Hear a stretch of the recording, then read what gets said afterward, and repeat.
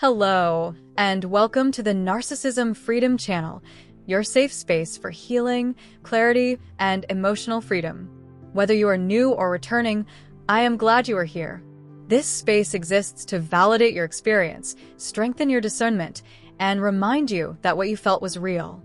Today's message focuses on this reality: the narcissist's perfect facade, why everyone sees a saint but you live with the monster. One of the most destabilizing parts of narcissistic abuse is not just manipulation or gaslighting. It is the performance. It is the carefully constructed image. It is watching someone be admired, trusted, praised, and celebrated by others, while you privately endure behavior that feels cold, cruel, and confusing. The narcissist's perfect facade is intentional. It is built with precision, maintained with strategy, and serves a purpose: protection and control.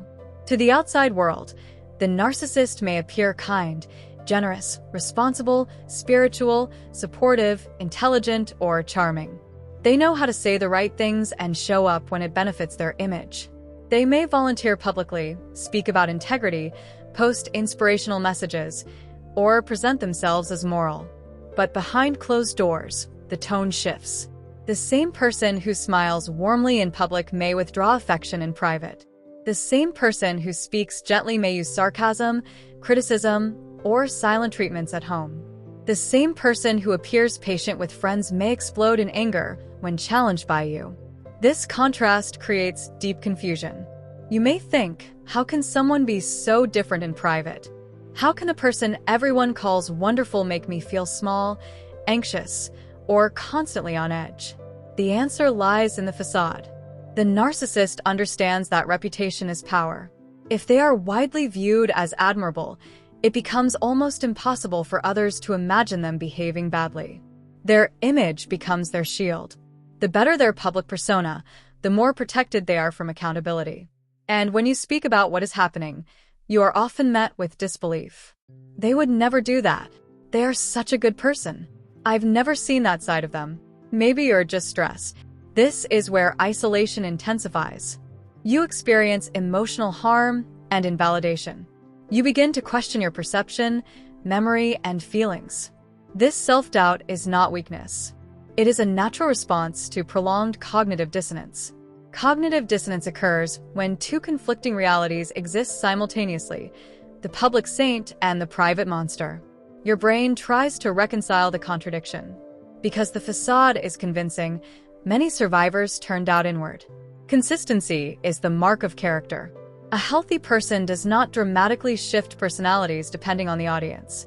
Values show up both publicly and privately. A narcissist's facade is audience-dependent. It thrives on admiration, depends on perception, and requires constant management. You may have noticed how carefully they curate their image. They are attentive when others watch. They become affectionate in front of friends. They speak highly of you publicly, sometimes overpraising. But when the audience disappears, so does the warmth.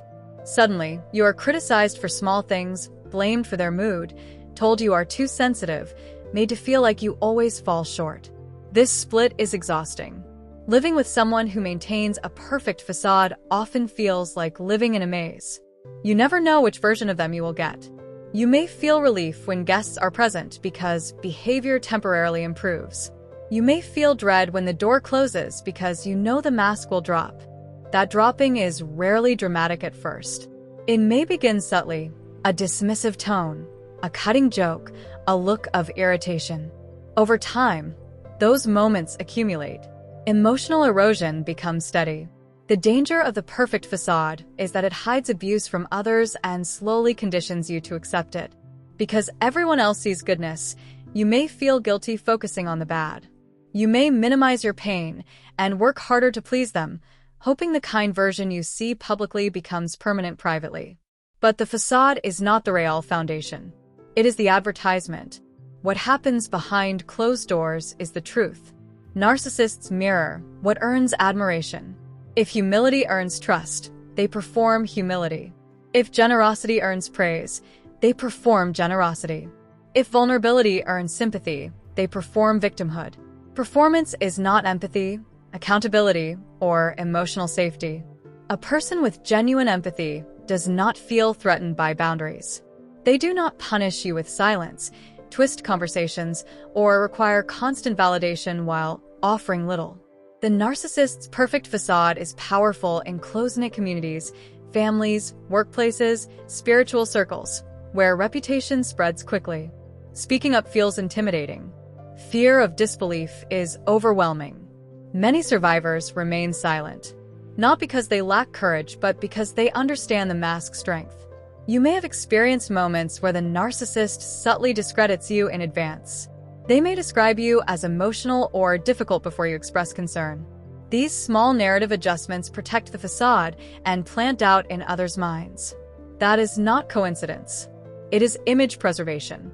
The facade requires energy, constant self-monitoring, and control over the narrative. That is why narcissists often react strongly to perceived public embarrassment. A simple question about behavior can feel like a threat to their identity. Your pain does not disappear because their reputation remains intact. Healing begins when you stop convincing the world and start trusting your experience. Not everyone will see what you see. Your clarity does not require universal agreement. When you detach from the facade, something shifts inside you. You notice patterns. Kindness appears when it benefits them.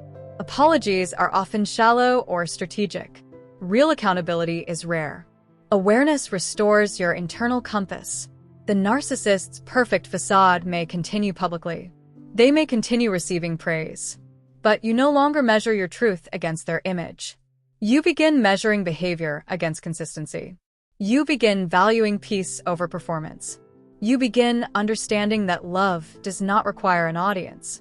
The saint everyone sees does not erase the monster you experienced. Both realities can exist in the same person. Charm and charisma are real. So is cruelty.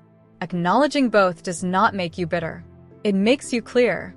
As you continue healing, remind yourself you are not dramatic for wanting stability, not unreasonable for wanting respect in private and public, not weak for being affected by inconsistency. You are responding to a split reality. And now you are reclaiming wholeness. If this message resonated, know you are not alone. Many survivors have loved someone the world admires while privately enduring harm. Thank you for being here and continuing your healing journey. If this message supported you, consider liking, sharing, and subscribing to the Narcissism Freedom channel for continued insight and strength. Support details are in the description. The facade may be perfect, but your awareness is stronger than the illusion.